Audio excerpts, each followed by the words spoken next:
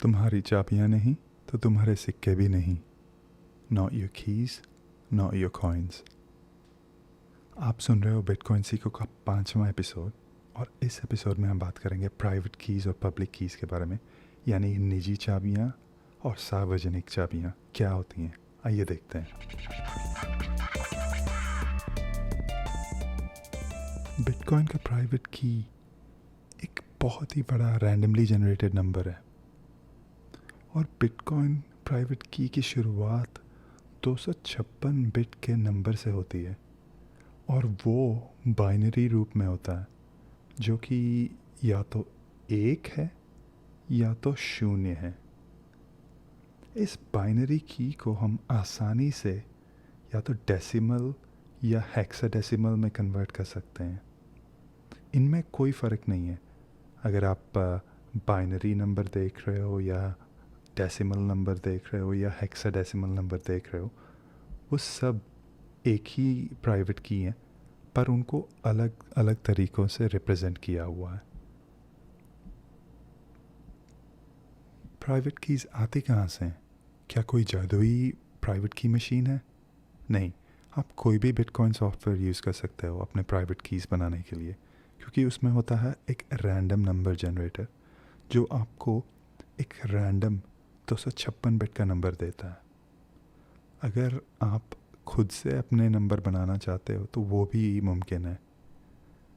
आप एक कॉइन लेके उसे 256 बार उछाल सकते हो, और वो जब आप उछालते हो तो अगर आपका कॉइन अगर हेड पे लैंड करता है तो आप नंबर 1 करके नोट कर लीजिए एक कॉपी पे.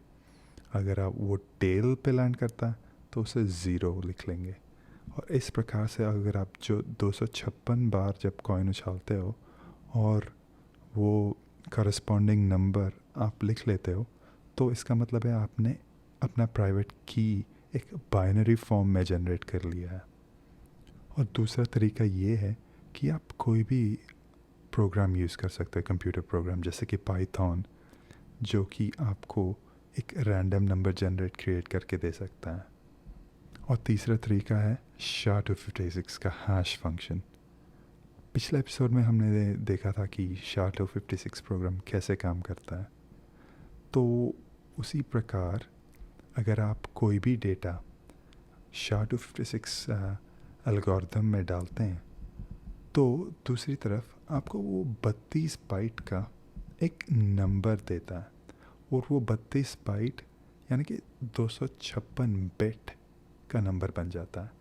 तो दोनों सेम है, 32 बाइट और 256 बिट एक ही हैं, पर अलग अलग फॉर्म में रिप्रेजेंट किया हुआ है.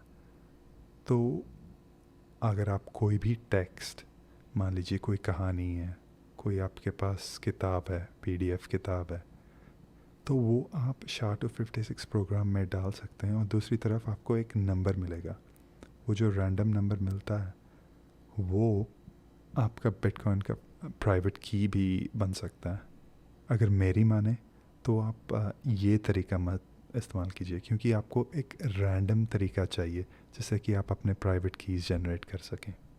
क्योंकि अगर आपकी कीज़ रैंडम नहीं है, कोई भी हैकर उन कीज़ को हैक कर सकता है. तो सबसे बढ़िया तरीका या तो आप 256 बार कॉइन फ्लिप करें.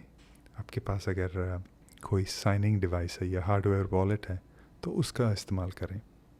जैसे हमने देखा है कि अगर आप 256 बिट का नंबर जनरेट कर लेते हो तो इसका ये मतलब है कि आपके पास एक प्राइवेट की है. तो क्या कोई और व्यक्ति यही प्राइवेट की जनरेट कर सकता है? हाँ, बिल्कुल कर सकता है. अगर वो यही प्राइवेट की जो आपने जनरेट की है वो ही चुनता है, तो इसका मतलब है कि वो आपसे आपके बिटकॉइन चोरी कर सकते हैं. पर घबराइए नहीं, क्योंकि ये अगर आपका प्राइवेट की रैंडम तरीके से बनाया हुआ है तो आपके बिटकॉइन सेफ रहेंगे, क्योंकि ये इतना बड़ा नंबर है. और जो पॉसिबिलिटी है, जैसे कि मान लीजिए कि ये हमारे धरती पे जितनी रेत है, रेत का एक तिनका अगर आप चुनते हो, ये वो एक आपका प्राइवेट की बन गया. तो क्या संभावना है कि कोई और व्यक्ति उसी रेत के तिनकों को चुनेगा। पूरी दुनिया में जितनी रेत है उसमें से वो ही सेम तिनका जैसे आपने चुना है और वो चुन, उसकी संभावना बहुत बहुत बहुत कम है। अगर आपने ये नंबर रैंडमली जनरेट किया हुआ है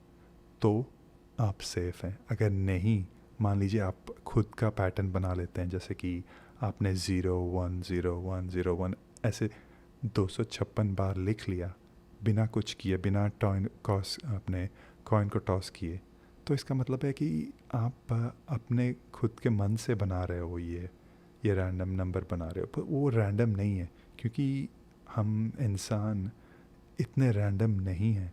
हम एक पैटर्न में चले जाते हैं और कोई भी हैकर एक कंप्यूटर प्रोग्राम की मदद से वो पैटर्न को क्रैक कर सकता है और आपके प्राइवेट की है उसको गैस कर सकता है। तो सबसे बेहतर तरीका है कि आप कॉइन टॉस करें और उससे एक नंबर जनरेट करें 256 बिट का, या आप एक भरोसेमंद या एक ऑफलाइन जैसे कि कोल्ड कार्ड वॉलेट है या जेड वॉलेट है उससे ख़रीदें और उससे अपना नंबर जनरेट करें।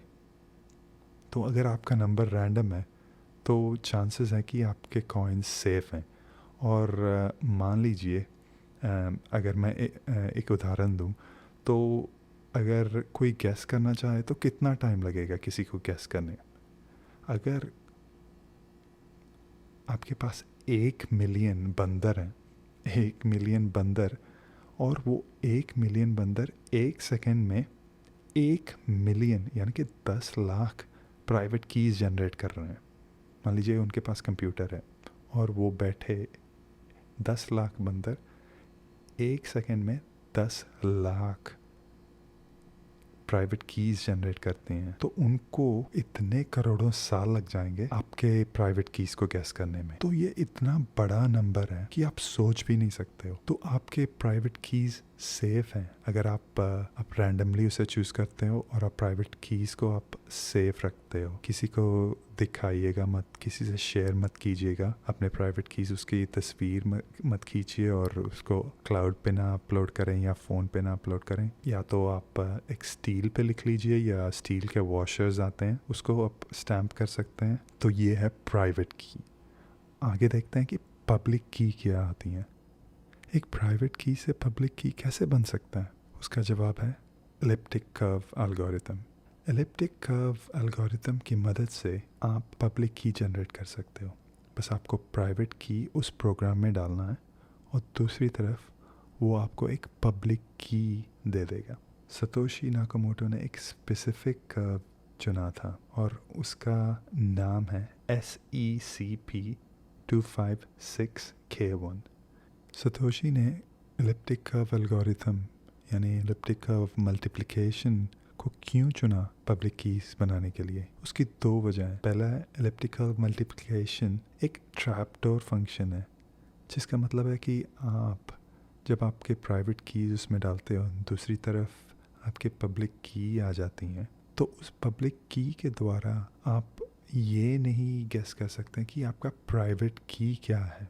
मतलब वो वन वे फंक्शन है। तो आप प्रोग्राम चलाते हो, आपको जवाब मिल जाता है, दूसरी तरफ पब्लिक कीज़ मिल जाती हैं, पर उस पब्लिक की को आप रिवर्स इंजीनियर नहीं कर सकते हो ताकि आप ये गेस कर सकें कि प्राइवेट कीज़ क्या थी। और दूसरा ये है कि पब्लिक की मैथमेटिकली कनेक्टेड होती हैं प्राइवेट की से। इस प्रकार आप ये साबित कर सकते हो कि वो जो आपके पास जो वो पब्लिक की है वो आप उसके ओनर हो। तो अगर मान लीजिए आप कोई ट्रांजैक्शन कर रहे हो तो उस ट्रांजैक्शन को आप प्राइवेट की से साइन करेंगे। आप जब साइन करते हो तो आपके प्राइवेट कीज़ पब्लिक को नहीं पता चलता, यानी कि वो लेजर, वो खाते में नहीं जाते हैं। बस आपका सिग्नेचर यानी कि डिजिटल सिग्नेचर, डिजिटल हस्ताक्षर उसमें होता है। तो आप लोगों को ये प्रूव कर सकते हो कि आप एक पब्लिक की के ओनर हो या उस बिटकॉइन के ओनर हो बिना अपने प्राइवेट की को रिवील किए हुए। तो इसीलिए सतोशी ने एलिप्टिक कर्व एल्गोरिथम को चूज़ किया और ख़ास करके SECP256K1 को चूज़ किया, और ये है पब्लिक की। तो हमने देखा आपकी प्राइवेट कीज़ और पब्लिक कीज़ कैसे बनती हैं। तो अगले एपिसोड में हम बात करेंगे वॉलेट्स के बारे में, तो खास करके जो कि हॉट वॉलेट्स होती हैं उनके बारे में बात करेंगे। तो प्लीज़ इस प्रोग्राम को आप लाइक कीजिए, सब्सक्राइब कीजिए और शेयर ज़रूर कीजिए। अगर टाइम लगे ज़रूर बताना कि कैसा लगा ये आपको कंटेंट। Thank you.